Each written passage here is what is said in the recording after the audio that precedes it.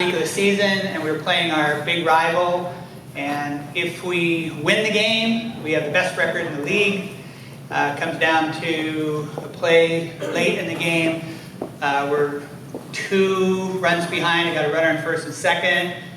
Batter up. Batter hits the ball. Ever seen a situation where the ball goes exactly halfway between the left fielder and the center fielder, and they kind of hesitate, and finally the center fielder goes after it, and at the last second he leaps through the air and gets his glove on the ball but does not catch it. So I'm thinking, wow, this is great. Runner on second is rounding third for home. Runner on first is almost a third. The base runner is going to, the hitter is going to be at least second. He may even score. So we got at least a tie game and maybe the go-ahead run. All of a sudden, the umpire comes out and says, "Stop!" He sends the runner back to third, to second, and he says, "There's a player down. So, timeout." I look out in the field, and the center fielder has not gotten up. And my mind is going like, this isn't right. The player's not in danger. You let the play run, and then you call timeout. While I'm slowly thinking about that, the father of one of my players comes out and starts going chest to chest with the umpire, and I'm thinking, oh my God, I gotta get over there, about to punch each other. Before I can get there, the dad of one of the players on the other team comes out, and he gets in place of the umpire, so they got these 2 dads, about to engage in fisticuffs. A couple interesting things about this absolutely true story. One is, the father of the kid on my team was a PhD student at Stanford. The dad of the kid on the other team was a Stanford Business School professor. Did not get tenure, he's not there anymore. But the most amazing thing is this was a t-ball game of 6-year-olds. And I thought at the time, I'm not in North Dakota anymore. I grew up in North Dakota in what I call the golden age of sandlot ball. Baseball was everything. I'd get up in the morning, go play baseball until I was so hungry I had to go home. We'd all go home, get something to eat, and we'd come out and we'd play baseball until it was dark. My mom, my single mother, would teach in schools, and then every weekend we'd go, and all summer we'd spend with my grandmother in a little town called Colfax, North Dakota. As soon as I got there on Friday afternoon, I would zip over to my friend Pat's house. His dad was the station agent, depot agent for the Great Northern Railway. And we would go over to the school janitor, and he would give us his keys, all of the keys for the school. And we would go to the gymnasium, which was a Quonset type building, and we would play, no adults, just kids. We would play basketball all day long until we got exhausted. All Friday night, all day Saturday, all day Sunday, until it was time to go back. Couple things about the golden age of sandlot ball. One is, it may not have been as golden as I remember it. There's opportunities when there's no adults around. There's opportunities for bullying, for kids getting left out. But it was pretty darn good. The second thing about it is it's not possible. We can't go back to that. So the question is, how do we create an environment that replicates as much as possible that golden age of sandlot ball? And that's what we're going to be talking about today. Positive Coaching Alliance took us 15 years to boil our mission statement down to 4 words: better athletes, better people. How do we use sports to develop better athletes, better people? I am so excited about this panel. At the end we have Jerry Smith. Jerry is one of the top coaches of any sport, certainly one of the top soccer coaches in U.S. history. Jay Coakley, to my immediate left, is the top sports sociologist in the country, in the world. His textbook on sports sociology is the textbook in virtually every program around the country. Lori Gano-Overway is becoming one of the most important academics, along with her colleague Mary Fry at Kansas, in the world of youth sports, looking at the impact that culture has, team culture has on kids. I want to, and I'm really proud that all 3 of these panelists are National Advisory Board members of Positive Coaching Alliance. I really want you to make sure that you get one of these copies of the proceedings. Jay has 3 articles in it, and Lori has a chapter of a new book coming out and another article, and they're fabulous stuff. We're going to be talking about how youth sports has changed and what those changes mean for how to make sports the best experience it would be for kids. Each of the panelists are going to talk for about 3 to 5 minutes. We're going to talk amongst ourselves for a while, and then I'll guarantee that we have plenty of time for you to ask your questions. So let me start out with Jay Coakley. Jay, take it away. Thank you, Jim, and good morning to everyone. It's a pleasure to be here. Thank you for inviting me. And I guess I'll start by saying that the world of youth sports has changed dramatically over the last couple of generations without many people taking notice. And what has happened is that we've gone from the scenario that Jim was talking about, fun, community, and neighborhood-based experiences, to a youth sport industry that is characterized by private organizations running programs instead of park and recreation and public organizations. The programs are organized around a performance ethic rather than a participation ethic. There's a lot of specialization into a single sport year-round for many kids growing up. Youth sports provide a context for adult careers. I call them youth sport entrepreneurs, people who are basically creating leagues and sport organizations for young people that generate the revenues that are the source of their livelihoods.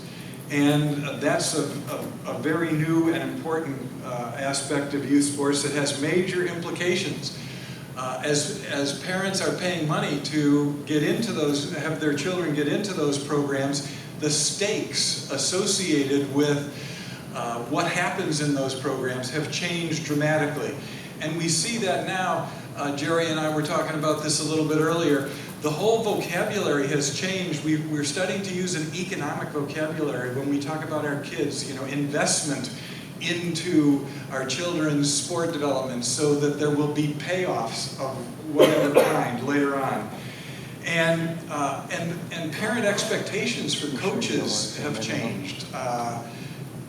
The expectations of kids have changed for coaches. And to give you just a little bit of perspective on this, some of you are in here are as old as me, so I'm 72, but so I can look back 60 years, and when I was playing Little League Baseball, when I was 11 years old, and we were a couple of games away from going to Williamsport, my parents, who had gone to a couple of games that year, were told by many people in our community that they were lucky to have Jay as their son. And they said, oh yeah, thank you. And then when I was a parent and my son and daughter were 17 and 16, and they were going down to Albuquerque to play in the finals to qualify for the old U.S. Amateur Open in Forest Hills as a mixed doubles team. They drove our van down there because Nancy and I had other things to do, but they drove our van down there and they played in that tournament and lost, so they didn't go to Forest Hills, but people would come up to Nancy and me and say, you must be really proud of Dennis and Danielle. And we'd say, yeah, we're really proud of them. So we went from the 50s and the 60s of being lucky parents to the 70s and 80s of being proud parents. And then when Tiger Woods won the Masters in 1997, during that year, Earl Woods wrote a book on, I can't remember the exact title, but How to Create a Tiger. And Earl Woods made more money related to that book that year than Tiger Woods made winning the Masters. And what was happening was that people were coming up to Earl Woods and saying, how did you create this prodigy? So in 2 generations, we have gone as parents from being lucky to being proud to being creators. So now youth sports is becoming a major, a significant part of the lives of many young people who can afford to be a part of the youth sport industry. Now, one of the things that Jim said is that in the past, we did a lot of our sport experience in informal games. And that was true for me. For every hour that I spent with an adult telling me what to do and how to run and how to stand and how to hold a bat and how to shoot a ball and so on, I did 15 hours of informal games and play. My granddaughters now have flipped that number. For every hour of informal play that they have 15 hours under adult supervision. So we have this growth of youth sports in a way that has gone in many different directions. There's no pedagogy that's guiding it in many cases. It's highly fragmented. We don't have a good youth sports system in our country. People like Jim and others, Positive Coaching Alliance, Tom Ferry, we'll hear later with Project Play. We really need to change the whole culture of youth sports within this country. And that's a very audacious goal, but it's time for us to think about, rather than imposing structures on young people, is to provide settings where young people can learn how to understand games, why there's rules, why there needs to be rule enforcement, because unless a child learns how to cooperate in the whole game formation process, they will never be an ethical competitor, because they don't understand why. And with that, I'll pass it on. Thank you, Gordon. Well, good morning. It's a pleasure to be here, and it's my first visit to Santa Clara University, so I'm enjoying that, and first involvement with ISIL. So thank you for having me. I really appreciate it, and thanks to Jim for inviting me to be part of this panel. So I'm looking forward to our conversation and talking both with Jerry and Jay as we move forward here. I'm going to take a little bit of a different tact here in terms of looking at this question of the brave new world of youth sport, and this relates to my background as well as my research. My area of involvement is in coaching education, and I wear many hats in the area of coaching education. I've been involved in coaching at the youth sport level a little bit, but not at higher levels. But I do want to take a moment to talk about coaches. And so I want to start with a study that the United States Anti-Doping Agency did back in 2011. And what they did is that they looked at sport across America. And they talked with, or I should say they surveyed 9,000 American adults and children about who had the most positive influence on you as you were growing up. And the number one influence was coaches. And so we see that coaches can have a positive influence. And for me, that really resonated because my experience at the youth sport level with swimming and my age group coach, as well as my high school coaches, were very much influential in my life. Both Barbara Shirey and Marianne Ignatuk shaped me as an individual who was very impressionable, young, adolescent female, and helped me develop mentally, emotionally, and physically.